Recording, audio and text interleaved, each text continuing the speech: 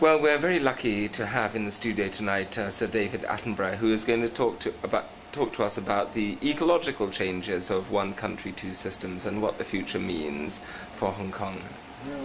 Sir David, how does it feel? Well, I always thought, have you ever seen this extraordinary bird, the Martin Lee eye? Martin Lee is a bird. It looks as though it has spectacles because it's got black things around the eyes. It only comes out in the daylight. It has a call which is very hoarse and very fierce, but when faced with obstacles, it tends to retreat to its nest. There are other famous birds out here. Joe Nan, for example, the great, he's called a bustard here. Some of the locals call him a bastard, but actually he is a bustard, the greater bustard. And he is to be seen flying over. He takes a quarter of a mile to get off the ground. But there are some remarkable ornithologists here. For example, Christophorus Patulus. That famous ornithologist. But describe the plumage. Is it... the plumage of Joe Nan. No, of Christophorus Patulus. Quite spectacular, but with little substance. Is that the? Oh no, a lot of substance. Slightly, he's a gourmet bird. You'll find him grubbing up worms all over the place. You'll find him flapping his wings. He has a wonderful display.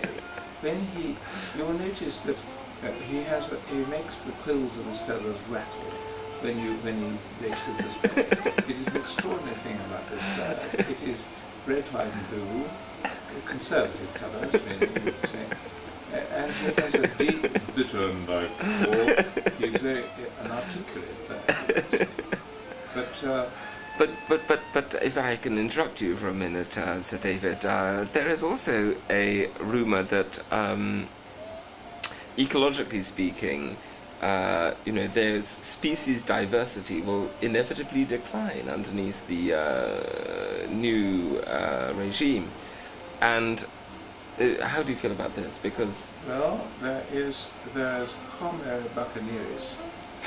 Homo buccaneris is a name given to another species. It is a mastodon.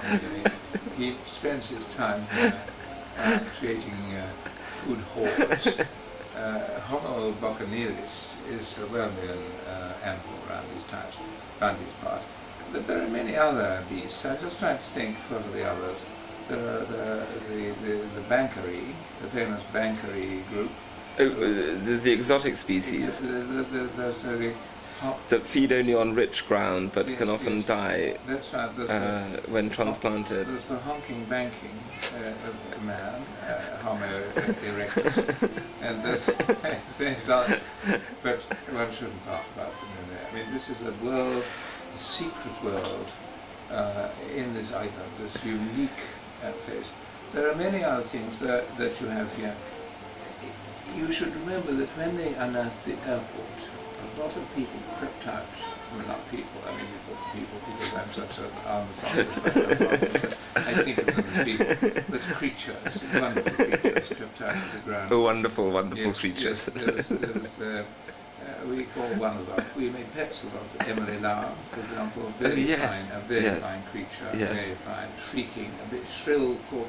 You catch her in the evening, chained to railings. But beautiful plumage. Beautiful plumage. Well cooked. Good cooked, I shouldn't say that. But I'm not supposed to eat these birds.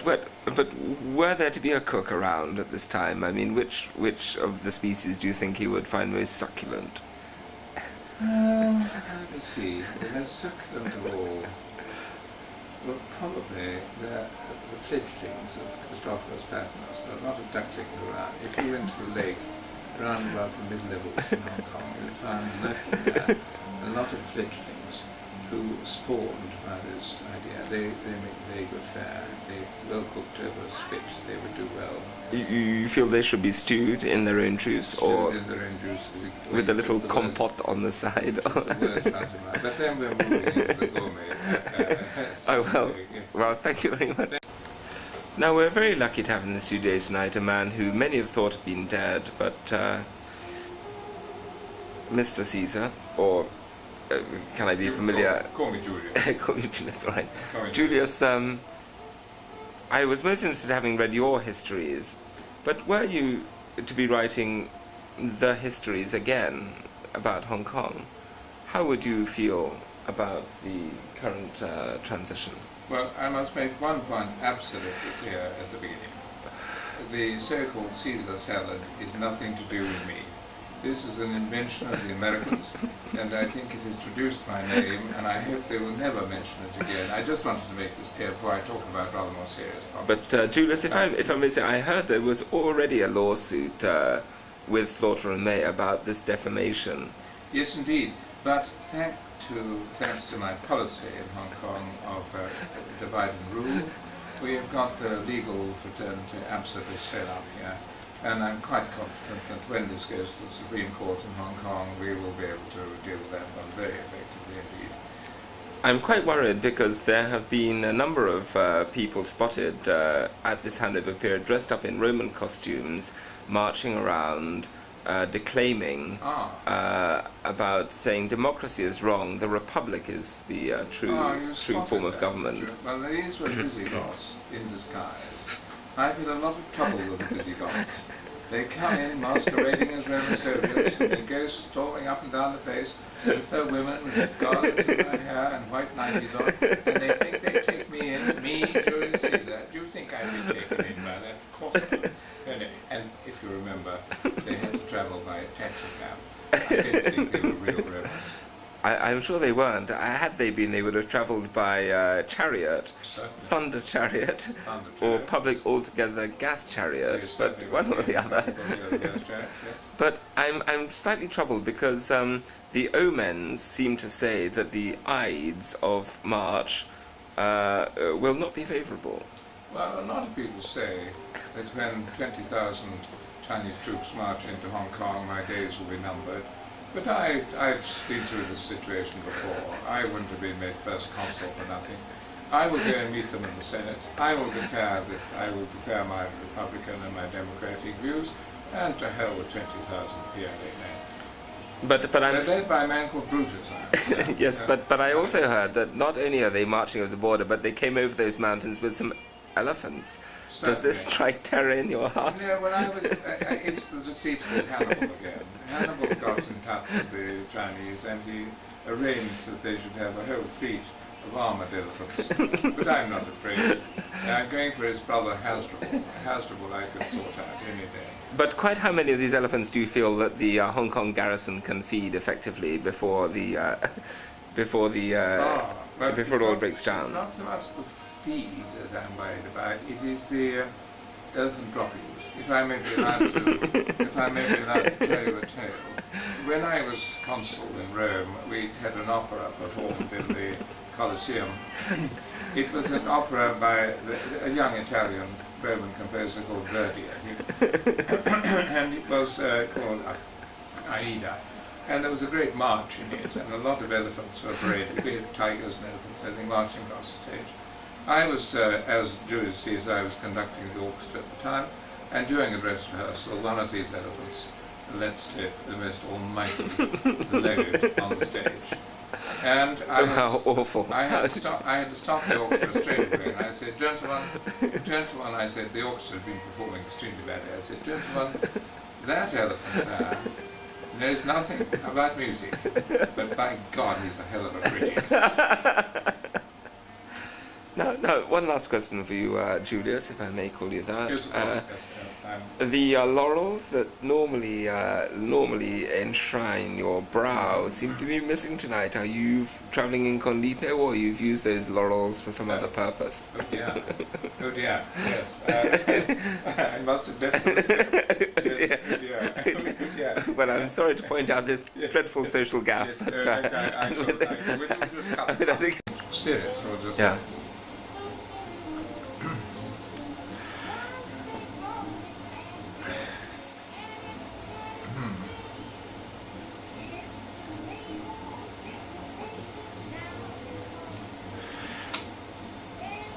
My impressions of tonight, am I on camera? Yeah. The first thing is that the arrangements surprised me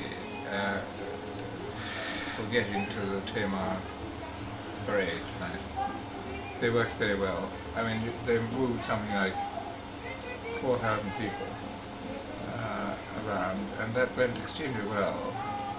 And we all embussed. We got through all our security clearances and everything, and we embussed for the parade ground in Tamar. And then we realised that it was absolutely pouring down with rain. So, and again, the organisation was first class. Everyone was given an umbrella, a free umbrella with yellow and blue stripes. The tragedy was that when we arrived, there were wooden benches. There were sort of this fast steel benches on which they put cushions, but the cushions were absolutely sopping wet.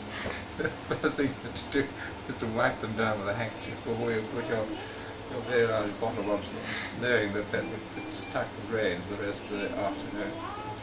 And then the more people came in and had these huge umbrellas, the more you realised that your umbrella poured rain off the end onto the other side of the umbrella, which then came down there and dripped off the points of the umbrella. So that within a matter of minutes of sitting down, one's whole thighs were sodden wet. It started to drip down the inside of one's shirt, and it really was the most uncomfortable thing. And the other thing was you couldn't see what was going on because of the umbrellas. However, we were enormously helped because they had 2 television screens on either side, and the show was remarkably good, but far too long. Far too long. My hair's wet from the rain. It was incredibly just it went on and on and on. There was one horrendous moment when a woman called Dame, a woman who 40 years ago had been an opera singer, but who now is so past it that to get to her high note she had to go 3 steps up, so and she sang something like some sort of Cats and some sort of Ivor Novello stuff, Lloyd Webber or something. And finally, I'll see you again. And it ended up with goodbye. It was the most mawkish, absolute rubbish. And she got to about 90, rattled old has-been soprano, with a very powerful Chinese who sang with a voice like brass. It was a very good one. He'd done Glyndebourne credit. The highlight of the performance, and the time when the rain came absolutely belting down, was of course the mass bands. And they performed they were simply splendid. You had the Marines, you had the Scots Guards, you had the Black Watch, you had the Auxiliary Police, the Gurkha, and Gurkha Pipe Band, and the police band. And the marching and counter-marching and playing was of very high order indeed. And then flags were pulled down, and that was it. But the speeches, the Prince of Wales's farewell message and the Governor's speech were, to me, disappointing in one sense, but from Patton's point of view, it was a tour de force. It really was the most brilliant bit of oratory. I mean, it was first-class oratory. He had the words absolutely fitting together. He had good, strong messages of a kind that would have had an English audience in the 18th century standing on their feet cheering for a free society, a robust society, a society that looked after itself. It was Ciceronian in style. The only thing was, it paid no compliment of any kind to anybody else but the Hong Kong people. Well, it's probably right that it should. But the Prince of Wales fitted in all sorts of sound bites about freedom, about open society, about having to keep it that way and all that, which had obviously been fed in by a lot of bureaucratic hacks. Explain to me, with your eye for the land terrain. I'm sure that you could explain quite effectively quite where the key points are when the Well, the first thing you must notice, speaking my military way, there's a gunboat in the harbour next to a pleasure yacht, a big black boat, looks as though it's carrying a prince or something, guarded by gunboat, which represents the might of the... We have arranged a welcome ceremony where a very large number of Christian bishops will be eaten up by lions. The departing British lion is, of course, we'll feed them into the arena, and these bishops will be very quietly eaten up. It goes down very well, I can tell you, with the populace. They like it. They like And the salad. And the salad. Yes, we feed them salad at the bars, in to see the lions feed on the bishops, and that's very successful. Thank you very much. Thank you. Go and attend to my duties. All right. Thank you, Julius.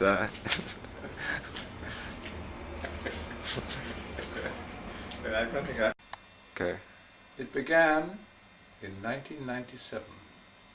It was the 1st of August, 1997. The harvest was not yet in. The summer had been wet in June, and people were contented. Little did they know what was in store for them. Go. And why did the baker deliver his bread at 3:32 instead of 6:42? Questions that I have to ask you, all right? What are they? Yes.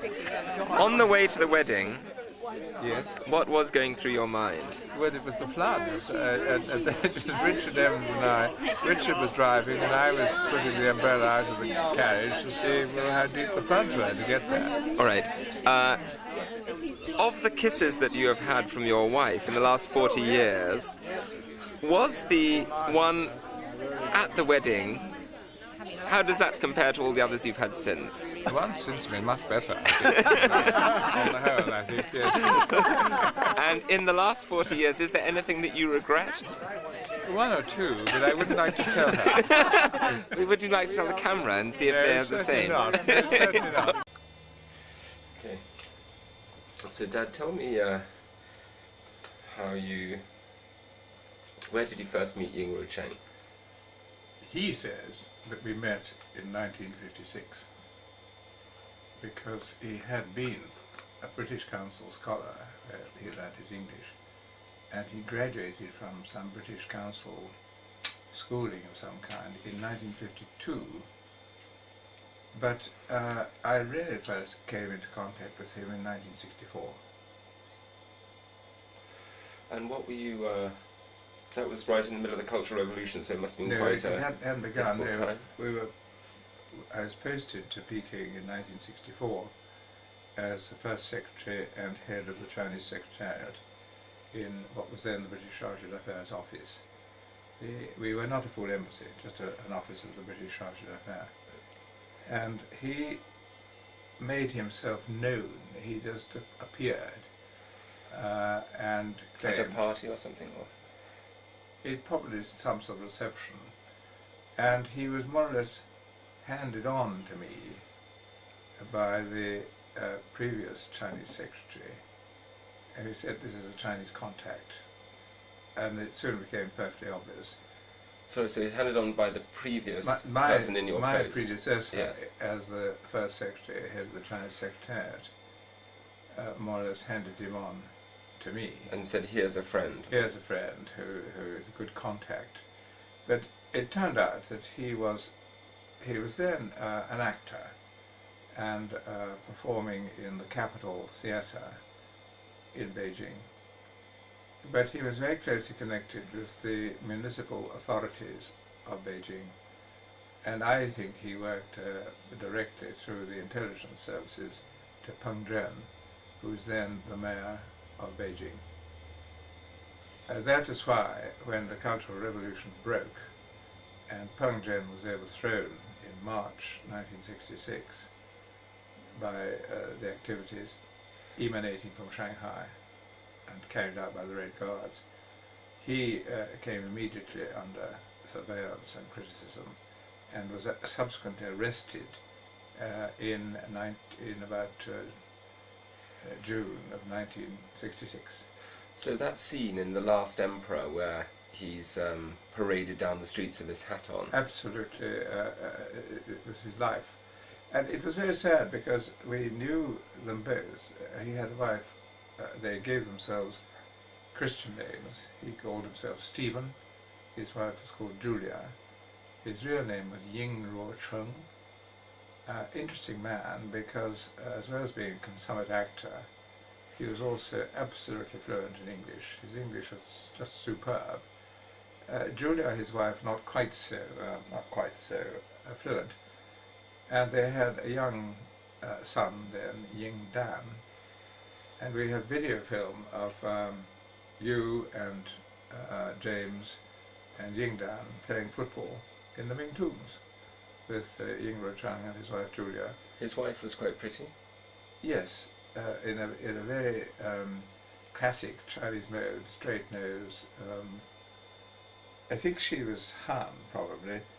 Ying he's a Manchu, which made him very interesting to talk to, because he belonged, his clan, or his banner, you know, the Manchus had 8 banners, 4 colours, and a light and a heavy colour in each of the 4 colours.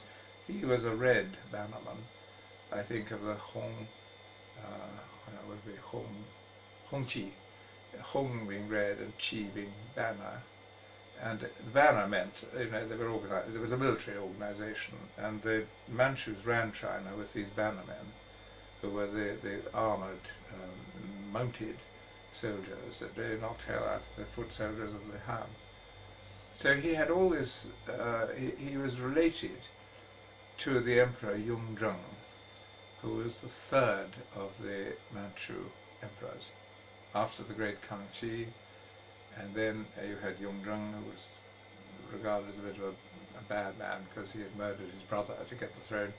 And then Qianlong, who was another great emperor, the one that Lord Macartney went to see to try and establish diplomatic relations between Britain and China. Ying was related to Qianlong? Not Qianlong, to Yongzheng, who was the intervening emperor between Kangxi and Qianlong. Oh, okay. And what are your memories of that time in the 60s with him playing football in the Ming Tombs, or around that time? He was friendly? Oh yes, and it ended up really, there was really a threefold period when we were in China at that time. In '64, the Chinese had just been recovering from a huge famine that took place between 1959 and 1962 as a result of the Great Leap Forward. 30 million people died of starvation because of the folly of the mad adventure of the Great Leap Forward. And in 1959, Mao Zedong was overthrown. He had been president of China, and the opposition within the Communist Party, that was absolutely fed up with the way he'd carried out the Great Leap Forward, and even had invented it, they were strong enough to oust him from being president of China, and the post was taken by Liu Shaoqi. The mistake they made, of course, was that they left him as chairman of the Communist Party of China, and it was from that position as chairman of the party that he was able to come back through the wild men in Shanghai and start the Cultural Revolution to try and purge the party of those elements that he thought were going revisionists, like Liu Shaoqi, Deng Xiaoping, Zhou Enlai, a whole lot of reformers. So, to go back to the main thread, in '64, the country was getting back to normal after this awful trauma of the Great Leap Forward. And the year 1965, the year that Angus was born in Beijing, was a really extremely pleasant year because there was a liberalisation afoot. You know, it was much easier to talk to people.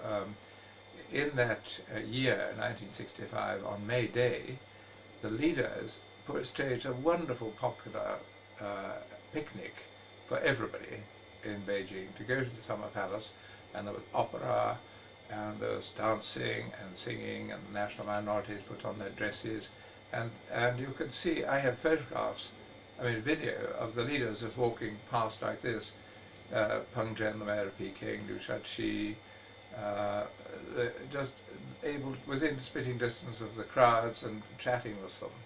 It was a really agreeable time, and particularly when Angus was born, we felt very comfortable And it was only at the beginning of 1966 that things turned very nasty. That was the beginning of the Cultural Revolution. And how was Stephen... Let me just pause for a minute. So what was Ying like at that time? I mean, he was quite friendly? Oh yes, incredibly friendly. The nicest thing, I mean this is a personal observation, we had been briefed in the Foreign Office to regard all communists as being extremely dangerous. That, we've been told tales of how in the Soviet Union people had been blackmailed and got into compromising positions. And in order to get intelligence from the Western embassies in Moscow. But in my experience, the Chinese were much more sophisticated than that. They didn't have to have cameras everywhere, and to my knowledge, I do not think that there were bugs in the houses or in the mission premises, and they didn't need them, because you see there are so many Chinese around, and such a good grip that the party had on the lives of their citizens, that they just planted domestic servants, people like Ying, people who were friendly, who just made friends and discovered what people thought. And they worked on the premise, you tried to find out what sort of people we were, and how we reflected our government's views in our really heart of hearts. And our wastepaper baskets would be cleaned out by the cleaners, and any mail would be opened, and people would go to our desks and all the rest of it. But on the whole, the sort of feeling, if you had anything really confidential, of course you kept it in very safe places, there were secure places, and if we had any conversations that were really extremely sensitive, we would make sure they were taking place either miles away in the open air or in a very secure place inside the mission. So that their intelligence gathering was of a very sophisticated kind. They built up pictures of personalities and of foibles and all the rest of it, and just to discover what was going on. And I never came across a case in my experience in China of the Chinese ever trying to blackmail anybody in a rather crude way that the Soviet Union used to do. So Ying was a fascinating person to know, because if you wanted, in a sense, to sow some disinformation or to put a spin, if the modern word is, that's how you would conduct a private conversation with him. But in return, he became more and more open, so that by the time we got to 19, and if you jump forward, put the clock forward, I remember when we were after the Tiananmen business in June 1989, when he was Vice Minister of Culture and in a very vulnerable position. We met around about 6 weeks after the army had suppressed the demonstrations in Tiananmen, and we sat together on a funicular railway just beyond the Western Hills, high up in the air, and he told me what he knew about what had been going on, and I told him what I thought had been going on. But there we were, coasting together up this railway, so nobody could overhear us. And I asked him, for example, how many people did the party think had been killed? He said, our figure is just over 1,000 people died. The Amnesty International figure was 1,300. The number of students who died, I think, was 40 or 43. And that rang a bell, because I'm rambling a bit about Tiananmen Square, but after it, 17 corpses were displayed on the campuses in Beijing, so that we knew that 17 students had been killed. I think that the ultimate toll of dead students came to about 43. So you can work out for yourself the majority of people who were killed were ordinary citizens, workers, some of the steelworks and all the rest of it. But it was fascinating to get his account from inside government of what they thought had been going on at the time of 3rd, 4th June. So we had developed a relationship over the years, and the night before he was arrested, he came to my house. We lived in a Hutung house, and at 2 in the morning I said to him, Stephen, if it was possible for you to buy your way out of China, and I could arrange for you to come and defect to the West, would you go? He said, certainly not. And I said, I'd like to know the reasons why. He said, because I love my country, I'm a patriotic Chinese, and whatever happens here, I want to stay and do good work for China. And my reply was, well, thank goodness you said that, because if you'd said, good, get me a passport to get out to England, I'd have thought nothing of you. I'd have thought you were worthless. So now, we were in that sort of relationship. So you were quite... Actually, it's just going to come to an end. So, how did you decide to go on a trip down the Silk Route, Dad?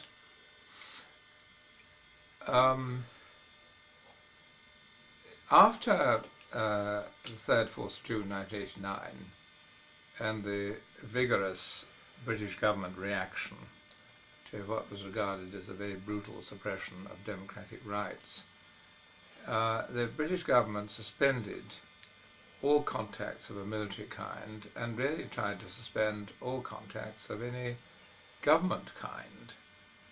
And so, though it was a very unpleasant time in China, it took 6 months before law and order really was restored. It wasn't until January 1990 that things began to get more or less back to normal. But still, it meant that for an ambassador of a Western country whose government was on non-speakers with the Chinese government, that I had, from a personal point of view, a tremendous latitude to travel the length and breadth of China. And so it was during that time that I did things that I'd never been able to do in all my years in China. I'd never, for example, been down the Yangtze to see the Three Gorges. I'd never been to the Silk Route to see the far west of China. I'd never been to Manchuria, to the northwest of China. Lots and lots of places which I had not been able to. So because there was relatively little business to be done, from a personal point of view, I enlarged my education enormously. So I retired, I was 60 in May 1991, and so, but the period from Christmas 1991 to the May, my retirement, when you're obliged to go at 60, I packed in as much as I could of things I had not done in China, that one of which was the Silk Route. Now, this is where Yingru Chang came in. He had, as Vice Minister of Culture, had enormous contacts with all the antiquities people in China. He had contacts all up and down the length and breadth of China in various cities who could look after us. So I conceived a plan with Ying that my wife and I would go, and we asked John, you, to come over from Japan and make 3 of us from the sort of western side. He was about my age, and of course a widower. Julia had died as a result of her hardship in the Cultural Revolution. He asked the brother of his daughter-in-law, that's rather convoluted. His daughter-in-law was a pop singer, one of the celebrated Chinese pop singers in the 90s, and was married to his son Ying Dan, who's now one of the foremost cineasts in China. I mean, he will be a name to conjure with in this 21st century. He's inherited his father's skill. But I'm just going to come out and sit back a little bit. Sit back that way a little bit.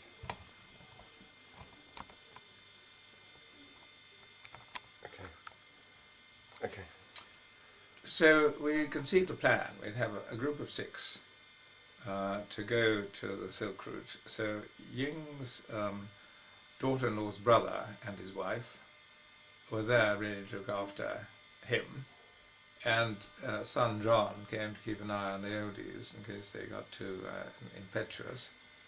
And that's why we were a party of 3 Chinese, 3 British, and all the arrangements were made by Ying so that we had hotels wherever we went. The plan was to fly from Beijing to Urumqi in the Xinjiang province, We then got a car and visited places like Turfan and in the neighborhood of Urumqi. We then went back to Urumqi and flew from Urumqi to Kashgar, known as Kashi in Chinese. After 2 or 3 days in Kashgar, we took a plane back to Urumqi. We then got onto a train and went down to the nearest railway point, the nearest railhead, to go to the Dunhuang caves, the Tibetan Buddhist caves at Dunhuang. And from Dunhuang we took a motor car and went by road right the way down through Yumen, right down to Lanzhou, where we took a plane back to Beijing. The whole thing taking about a fortnight, I think. So you'd never been to Urumqi before, Dad. What were your first impressions when you got there? What it reminded me of was of the Roman Empire. It reminded me of a sort of Roman camp in the middle of Gaul or Germany. You know, it was Soviet realism, great blocks of flats, big public buildings, just rectangular stone, in what was clearly a very ancient culture, where the Turkish-speaking Uyghurs had got really a rather nice Islamic, well-balanced living there, and as though these Romans had come in and sort of planted themselves on top of Vercingetorix, you know, something like that. It just was so hideous. And I remember there was one very funny thing. We stayed in the most awful government guest house. You remember? It was simply the carpets smelled of vinegar and of cabbage, and there were holes in them. The furniture in the bedrooms was just plain deal. You know, it was simply ghastly. And we said, could we have something to eat when we arrived, and the day we arrived? And the restaurant said, no, we shut at 6:30 or something. And thank goodness the driver, who was a very jolly chap, said if we didn't mind going private. He had a friend who lived on the outskirts of Urumqi who ran his own private restaurant, and actually the nosh was pretty good. And you remember we went off and I said, have like an 18-course dinner of the most priceless food for twopence halfpenny in a most convivial atmosphere, you know. And so that was my first impression that there are two Chinas. There always probably have been two Chinas. The China that the foreigner sees, the China that the regime would like you to see, and then underneath it there is the real China, and all the shenanigans that go on in a time of reform, because goodness knows what kind of corruption is going on the whole time. Yeah. And we had just that whiff of it, that if you know the right people in China, you can get to have a jolly good meal at a good private restaurant. I mean, I remember there we were, miles and miles away. The fridge was stocked with Coke, Green Spot, and the delicacies were the snails, where every single little snail had its shell clipped at the end, so you could suck the contents out. It was a connoisseur's delight. And any amount of Mount High or whatever you wanted to drink, beer was flowing. And exquisite food. I mean, it was really very good food, and it just kept on coming, just on and on and on. And when we got to Kashgar, did you notice that the Han Chinese were getting more nervous, or? No, on the whole, well, the trouble was, if I was with a government official, I was getting the treatment. So remember, we went to visit the local nomarch, or whatever the head man, who was a Uyghur, who just trotted out the party line, and all his minions were there trotting out the party line. But you felt that were never quite sure who was fooling who, because you felt underneath it, they were almost sort of going, nudge, nudge, wink, wink, you know, we're going to tell you this crap. But, you know, and you went out into the streets and you found the markets were going hammer and tongs. And remember, your mother went and bought thousands of carpets, not quite thousands, but she had 3 or 4 carpets, and then carrying them along for a goodly price. You know, there was a lot of horse trading going on. and remember, the market was full of knives and lethal weapons and all sorts of things. It was a frightfully good market. Remember, the men, the barber shops and the hats, cutthroat razors and the hats. And didn't we visit the cottage of somebody who was in the Great Game? Was it Young Husband or somebody like that? There was It may have done. I just, it's a blur of sort of green. I mean, how frightfully green it was, and how but a really lovely way of life it must have been in Kashgar. I mean, a sort of a real market town, and everything happening, and people arriving from Pakistan, from India, from China, and they're all over the place. And what about the roads? Do you remember much about the... Pretty bumpy, weren't they? They in Kashgar, they were full of holes, I remember. And there were lots of mosques, very beautiful mosques. We went to an extremely pretty one with wonderful wood carving. I forget that was somewhere near Kashgar. In Kashgar, I think. Yes. And how about Dunhuang? Was that a surprise? I mean, you'd seen photos from there before. I'd seen Buddhist caves in Luoyang and elsewhere in China, but they were stunning. I mean, they really were quite something. I remember the thing that struck me was there was a famous film director from Hong Kong, one of the Shaws, Run Run Shaw, in Hong Kong, and I always thought had been a friend of Taiwan. And I remember as we went into the Dunhuang area, there was a large obelisk, and written round in both Chinese and English was a message saying, thanks to the beneficence of Run Run Shaw, he's just given something like $10 million for the restoration of the Dunhuang caves. And I thought, there again, this is the Chinese at play and at work. You know, you have a foot in Taiwan, you've got a foot in Hong Kong, but you make damn sure that you're contributing to the upkeep of the Dunhuang Tibetan caves. But they were stunning. I mean, the colours were great, and these pictures of flying, what were they called? Flying fairies? Not quite. But, you know, Devis. What? Devis, Devi. Devis, exactly. Yeah. Right, yes. Yes. And did Mum enjoy it? Was she... Oh, in her heaven. She loves anything to do with architecture, archaeology and history. So she wanted to examine every single picture, you know. We had a lot of banquets. Do you remember many of the... I did, except some they just went on for a very long time. And do you remember arriving at 9 in the morning and having a full... Oh, yes, a full banquet. With Mao Tai? 9 in the morning, is that right? Yes. Oh. So you went to Chengde, the summer palace? Chengde is the Chinese name for a strange place, which when I was reading Chinese for the very first time in the 50s, I read a bit of Chinese history, and there was some place that kept coming up, looked like Jihou, and you read about the Empress Dowager when she was after the Boxer Rising, she fled from Beijing, and she went to Jihou, it looked like, and I realized that Jihou, Jehol, is the same as the Chinese Zhehe. It's Zhe came out as Jeh, and He was Ol. And Zhehe means hot river. And that was the colloquial name for this place, which real name is Chengde, about 150, 200 miles north of Beijing. It was the summer retreat for the Qing dynasty, because when they invaded China in 1644, they wanted to make quite sure that if ever the Ming tried to recover China, or the Han tried to get too uppity and take it back from the Manchus, then they had a boat hole, so that the summer retreat for the emperors started in Kangxi's time, was across the Great Wall back into the Manchu territory, so that if they were caught short, they could nip back quickly to Shenyang to escape.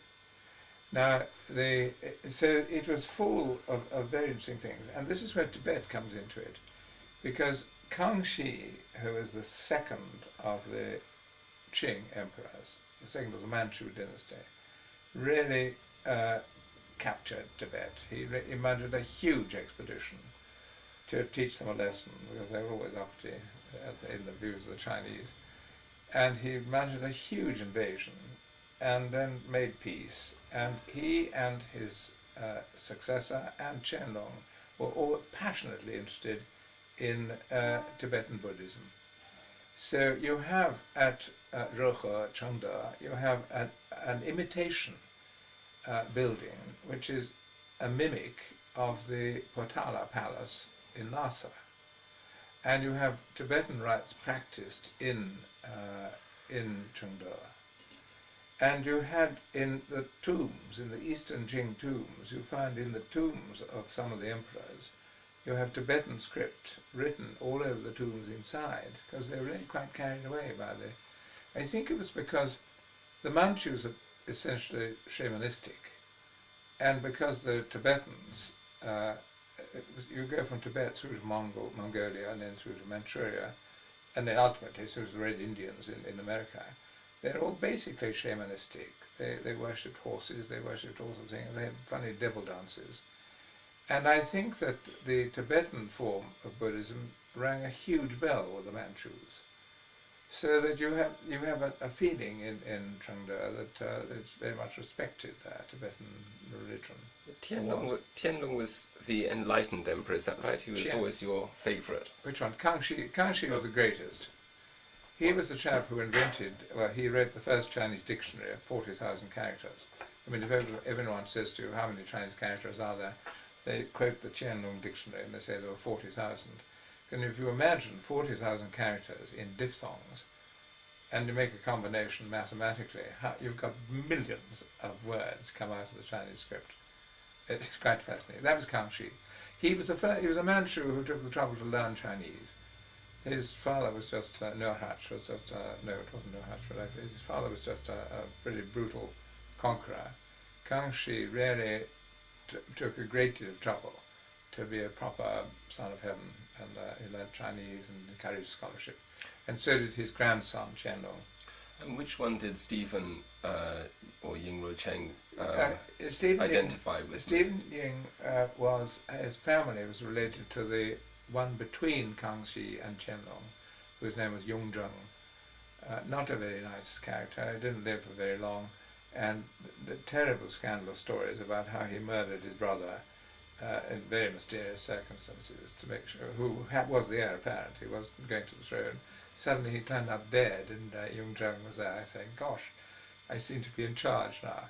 And I think he was always regarded as a bit louche, But Stephen Simring was a red bannerman, I'll tell you, a Hongxi. Yes. Yeah. But you went to Chengde with Chris Patten one time, is that right? Yes, he came to China twice, and on both occasions as the Minister of Overseas Development. The first occasion I took him to Sichuan, where he embarrassed me horribly by saying, as we were going, I showed him an engineering works, a cut in the river in western Sichuan, which had been done by a Chinese engineer 2,000 years ago and was still working, the runway through a cut in the mountains, colossal cut in the mountains, still working. And where the local engineer, the engineer who did it, has got a shrine. He's still worshipped by the locals there as the chap who invented that waterway. And on the way back in the car, Chris Patten said, now I'd like to stop and just go and see somebody and talk to somebody here. And I said to him, but Minister, this is not the way it's done in China. You don't stop the car and say, my name is Patten, how do you do?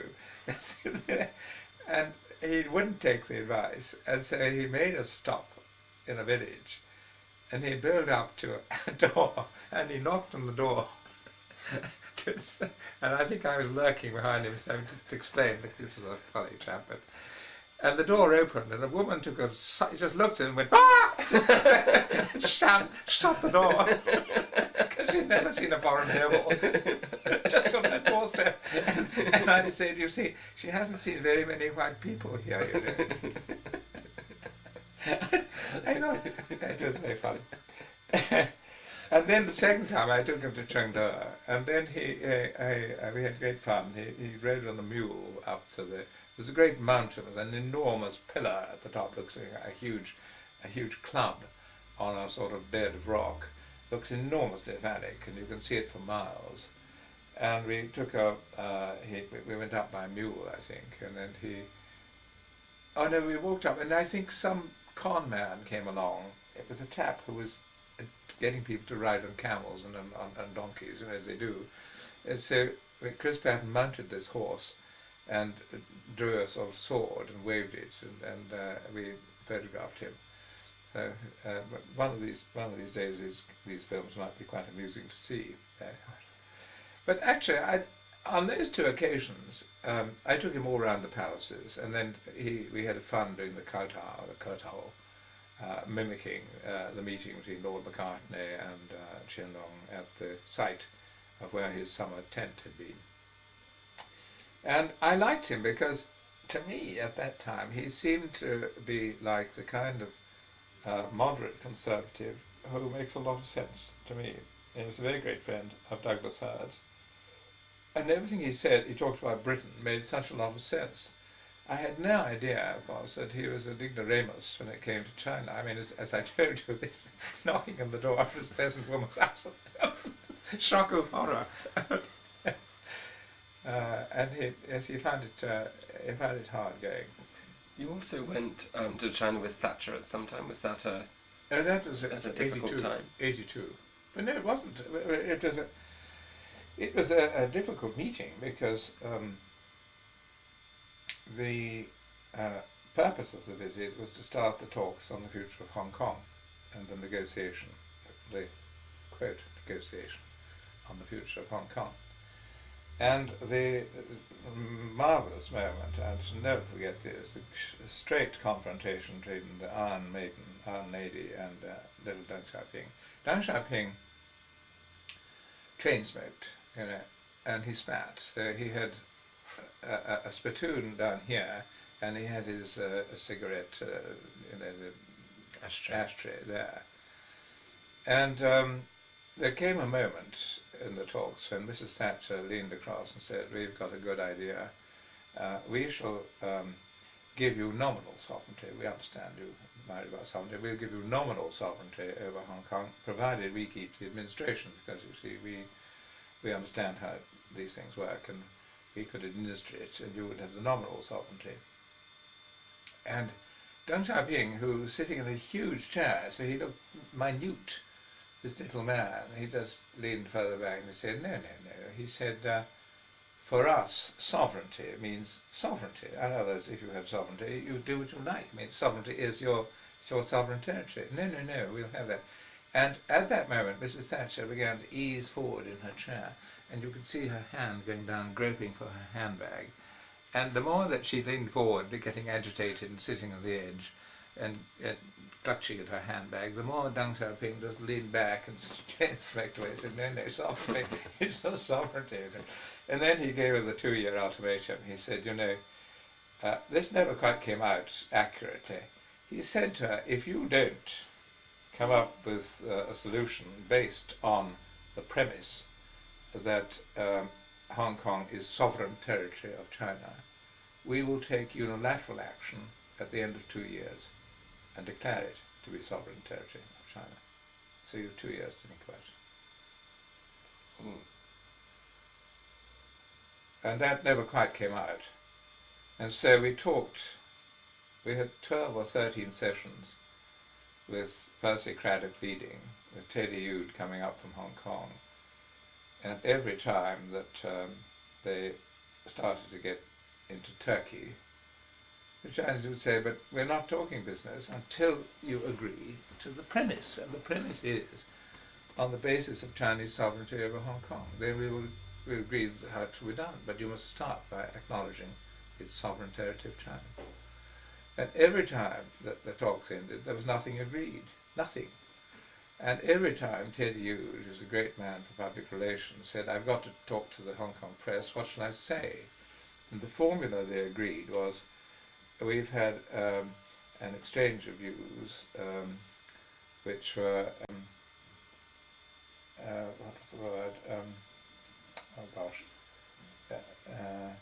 Full and frank? No, useful, something and useful.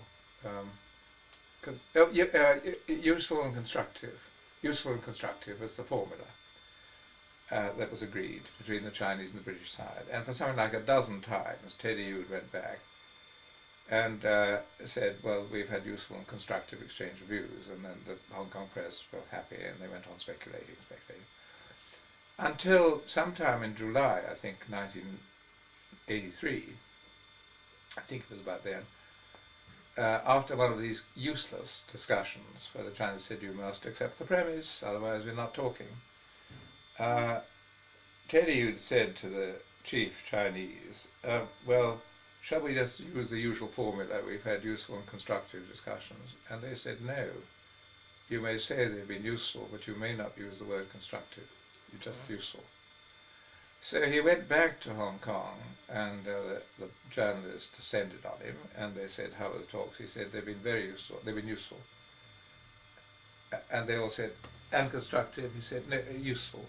Well, that was just, it went round, right round Hong Kong, just like that. And very shortly afterwards, the Hong Kong dollar started to weaken. And there was a clear link between, the Chinese were just holding up the finger and saying, look, we've had enough. You've had a year of this, and Deng Xiaoping talked about 2 years, you're halfway through, and you're still we're not even negotiating, we're not even talking about anything. So it was then that John Bremridge, as the Chancellor Exchequer of Hong Kong, pegged the Hong Kong dollar to the US dollar and saved the day. It was that. Now, if you read the biographies of Mrs. Thatcher and of Geoffrey Howe, they both claim the credit for doing this, and I think Teddy Youde would claim the credit for it, but actually the man who spotted it was Johnny Bremridge, who worked it out and saved the day, because, I mean, the Hong Kong dollar could have just zoomed down. And, of course, between that happening about July and October, Percy Craddock had actually persuaded Mrs. Thatcher by a cunning wheeze. I mean, it was words. He used a formula of words, if you do so-and-so, then we will do so-and-so, if you do so-and-so in return, it's full of conditions. But in effect, she had to accept that sovereignty would be resumed by China over Hong Kong. And if you look back on the whole thing, all the doomsday men were saying, oh God, this is going to be the end of Hong Kong. The Chinese have kept their end of the bargain strictly and religiously since 1997. Absolutely. China has protected Hong Kong enormously over 40 years and will go on protecting Hong Kong because it's such a valuable asset to them.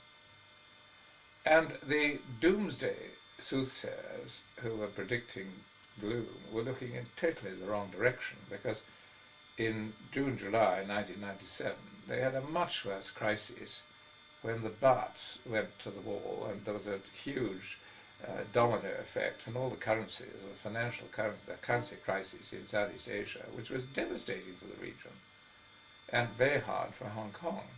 And it's the stupid commentators had spent, the British commentators worst of all, were looking so minutely at change of sovereignty in Hong Kong, they missed the gathering storm in Thailand. And your favourite place to visit whenever you were in Peking was the Ming Tombs, is that right, Dad? What?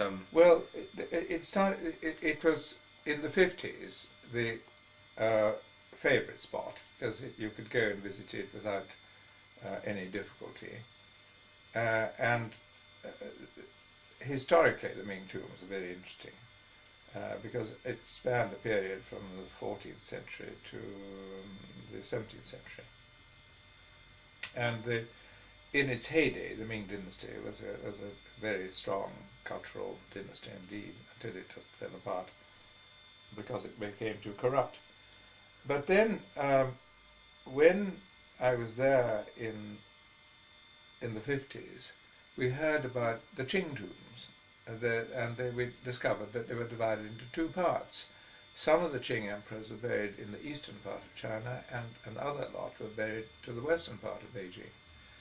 And I remember in 56, John Morgan hired a jeep, or perhaps he had a jeep, I think, and we all piled in, John Fretfell, Richard Evans, myself, and we piled in the jeep and drove the 90 miles through horrible roads without telling anyone where we were going, and arrived there at the Western Qing tombs. And that was absolutely fabulous. curious because you got the same layout as the Ming tombs, which we were familiar with, but saw the variations which the Manchus had added to it. And then subsequently, in the later times I was in Peking, they opened up the Western Qing tombs and the Eastern Qing tombs, so you could see all the emperors of the Qing dynasty. And so we used to find a great thing to do on a Sunday was to hire a bus or a load of cars and go to either Eastern Qing, Western Qing, or the Ming tombs, set up a picnic at some remote tomb, and have a very fun day of children playing and people eating picnics and all the rest of it. And who were the famous people that you took there, or that you remember having visited there with? Well, we took, I tell you, one of the people went was Peter Middleton, who was Second Secretary in the Treasury and who subsequently became Chairman of Barclays Investment Bank. We went on a fabulous picnic with them. Who else? We took ministers there in the early days, or any visitors who would come. And then by the time we finished, of course, the Great Wall was open, great lengths of it, from the east to the west, whereas in the early days, in the 50s, you went to a tiny, tiny bit, a spur of the Great Wall, which the Chinese would ask people like Queen Elizabeth and presidents of the United States how far up the wall they'd got. It was a complete blag, because it wasn't the real wall, it was just a bit in a pass north of Peking. And by the 80s and 90s, of course, you could go to all sorts of parts of the wall, much, much bigger expanses of it, and much greater expanses of it. I must tell you about this famous trip in the 56, though, because John Morgan loaded up the Jeep. We travelled these 90 miles. It was horrendously bad weather, raining most of the way. We thought we'd get the 90 miles over quite quickly, but it took so long on these rotten roads and broken bridges and whatever. And we only got there about 2 or 2:30 in the afternoon, having set off early in the morning, and realised we had to get back to Peking by nightfall if we could, so we were terribly late. We'd only about an hour looking at 2 of the tombs, but it was absolutely breathtaking. I mean, because we were the first Western eyes to have seen them forever, for yonks. And on the way back, the rain was so heavy that the car got bogged down in the mud about 40 miles outside Peking. And we all got out and tried to move it and couldn't. So we deputed John Fretwell. We said to him, "You are the senior Chinese speaker," as he was then. "You better go to the village and get aid, because we'll be stuck here all night." So the next thing we saw was trudging through the wet paddy fields, John Fretwell leading a gang of 40 policemen who were wearing their guns. So we thought, "Oh Lord, what has happened here?" And they were all very cheerful and chatty, and they saw what was needed, so they took our trousers off, because they got into the water and the mud, so they took their uniform trousers off, and they, with their holsters still on, strapped on in their underpants, they all got into the mud, and they heaved the Land Rover out by main force, 40 of them, and they said, "Where are you going to now? Come and have a supper." So we all got on and went to an enormous banquet with the police in this village. And then it was a wonderful thing, lots of Mai Tai, lots of practicing the Chinese, and who are you, where are you coming from, and all the rest of it. It was very jolly. When we got back, we realized that there would be a report. We'd go back to the Waijiabu, because the Foreign Office, a party of foreigners were hobnobbing with the police in this village. Always didn't dare risk it, you see. So we said again, "John Fretwell, it's your job. You've got to go round to the Ministry of Foreign Affairs and confess that we went on a journey without permission." And I think it was 56. They said, "That's perfectly all right. You know, we understand." And there was no difficulty. I mean, the most bizarre things happen in China. I have to stop that the battery's running out. So, no, I'm good. Alright. Yes. So here we are. Now then, Grandpa, you have to come up in a minute. I'll drink a toast first. Then we're going to sing Happy Birthday. Then Grandpa's going to cut the cake. Oh, goodness me. Is that okay? Yes, Alright, so the toast is Big Al's Grande out. Grandpa's 80th birthday. Cheers. St Paul's. Family. Family. Cheers. And Rosie's birthday. Rosie's birthday.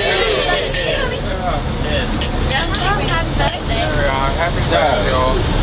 happy birthday to you. Happy birthday to you.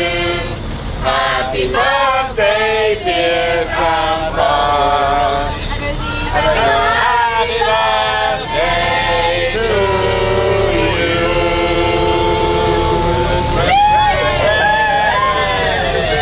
Thank you, dear. Have 80 Thank bucks you now. all. 80 years, gosh, that's a lot. Now, Grandpa, will you come up and cut the cake? Oh, we have to light the candles, I yes. will hold up. Right, hold on. I'm not being right when we're on lunch level. Okay, come on now. Thank you very much. Oh, here we go. Here we go. That's what it's there about. Oh, 80. That's lovely. 1, 2, 3. And here's a lovely See, everybody's picture is on the car, around the coach. See? There's a picture in the front of the coach. And around Oh, actually, it's there. Oh, that's lovely. I did it. Oh, that's super. Everybody's here. And the back. You've been put at the back of the bus. Have I been put in that? That's my Where place. you like to be. And who's That's my place. Let's see you in the front driving. Let's see you in the front driving. Oh, goodness me. Stop it.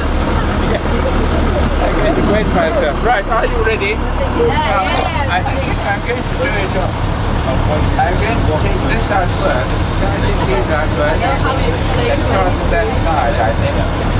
Take the ribbon off, Grandpa. Let's have fun. Take the ribbon off. Grandfather. Take the ribbon off the side. You have to take the ribbon off, Grandpa.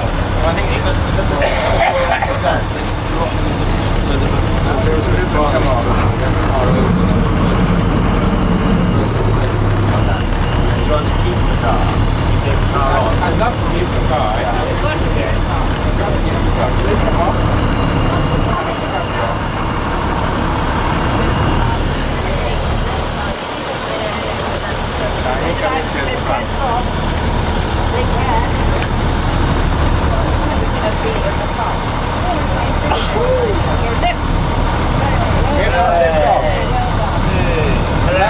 Yes. Hooray! Okay. I'm going to go like this. Hooray!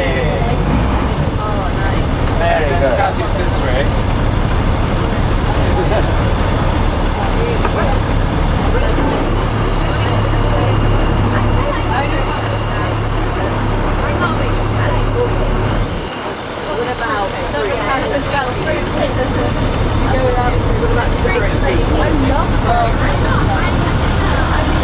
I'll cut the rest of the Will you cut the rest? Sit down. Will I sit down? Yes. Well, can I say thank you all very Right. much. Okay. I want to thank you all for coming on the great outing. And I can't have gone to the stage. I think it's nearly over now. I mean, nothing is nearly over. I was worried that it might not work. And so it has been a lovely day for me. And thank you all for coming. Thank you all for coming. Enjoyed it now? Yes. Good boys. Yes. Ladies. Yes.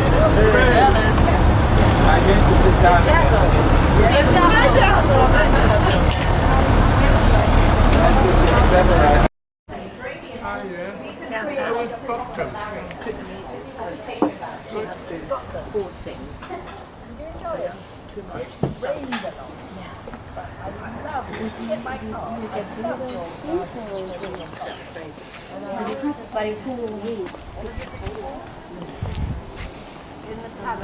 Sheepshead oak.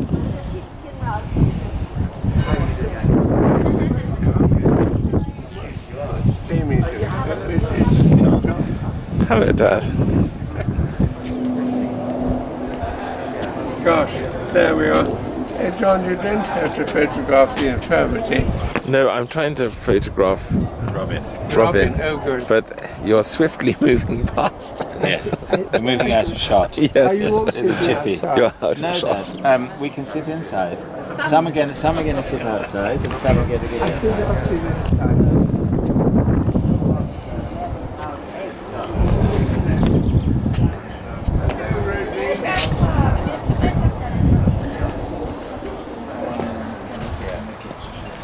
I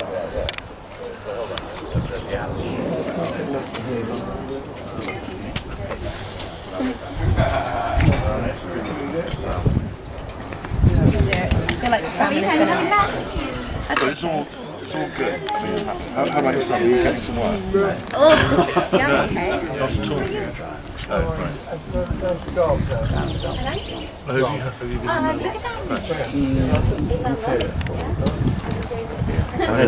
It's quite. It's very difficult to. Should we sit down? In every sense. I like it, but it's Too full of people. too crowded, Too crowded. Too crowded. too exciting.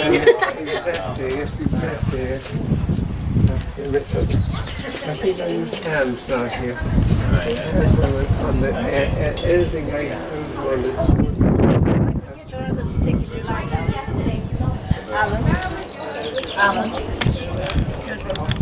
I don't think they were friends. It's kind of a sad story. It was a really sad story. Hey, Daddy. I just want to see Us enjoying our my two beautiful daughters enjoying their beef.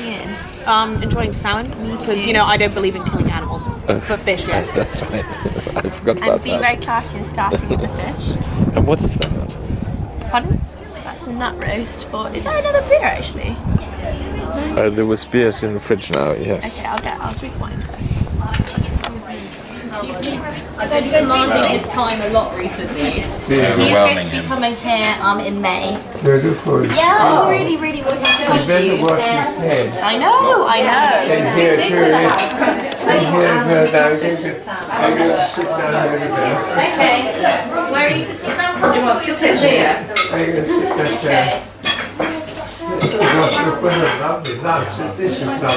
This is not a buffet. This is a meal. Sausage and smoked salmon. That's nothing. Very expensive. Do you want to go for that one? Let's go What another thing there? Is there a roast potato? Yes, some roast potatoes.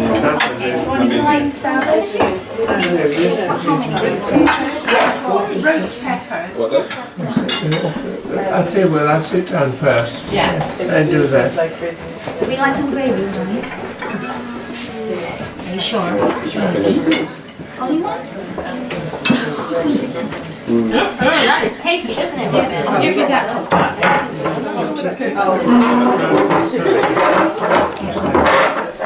Lovely, yeah. I get to sit like that. Well, very happy. Have you been into it? I see those, that's lovely things. All of those.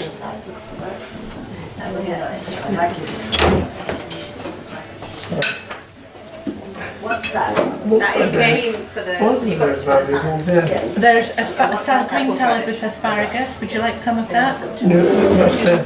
A roast pepper. The salmon, yes. It's roasted with tomatoes, garlic and basil. I think I have